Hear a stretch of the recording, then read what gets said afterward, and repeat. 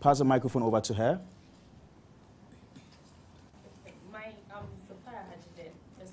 A final year student at GH Media School. And Mr. Frank, my question is, what do you make of the current... Did you say Mr. Frank? Mr. Edu. You can either call me Frank or you call me Mr. Edu, but you can't say Mr. Frank. Mr. Edu, please, what do you make of the current banking sector reforms?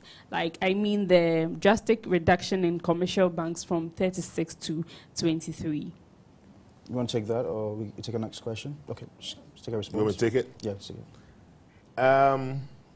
There is no optimum number for banks in the economy. Okay, so South Africa has maybe now 5. The US, people don't know, but they have about 3,000 banks. There are banks which serve communities, basically just serve only roads, you know. And so the number of banks is not the issue for me. The issue is whether it's a solid enough banking sector. So you can have 3 banks, and it will be, the banks will be well capitalized and strong enough to serve the needs, the total needs of the economy. And you could have 35 banks, and they would not do that. They won't be able to do that. Now, this governor elected to consolidate banks and reduce their number to make them stronger and therefore also recapitalize the banks. And I think any move like that under all circumstances is good. Because banks are, the strength of banks determined by the capital that they hold. And that capital can disappear very, very quickly. So even the reforms as I see them, the reduction in the numbers, first step, is good because the banks now become smaller. And then to make them stronger, it says recapitalize to 400 million. There's a lot of noise about it, but it's a good number as well.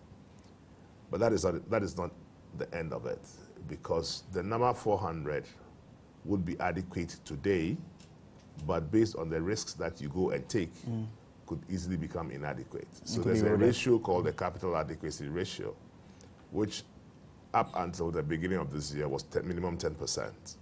At the beginning of this year, they've added a buffer of 3, so it goes to 13.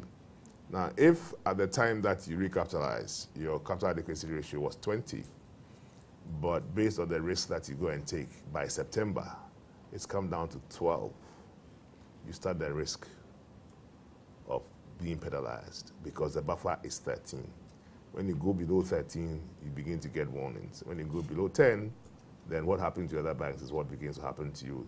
Advisors are appointed, managers are appointed, you lose your license, etc. So all in all, it's a good move, but the central bank will now have to watch the risk appetite of the various banks. And that is where I think the challenge is, because we also have a high default culture in this country. And every time you make a loan and you don't get paid back, your capital is impinged. That ratio suffers. Right. Next question. Okay, my name is Cynthia Inkom, and I'm from GH Media School, a final year student. So my question is, Mr. Du, how do you become the MD of Cow Bank? How did I become the MD? Yeah, please.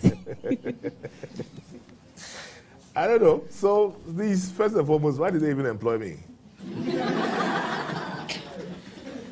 You know?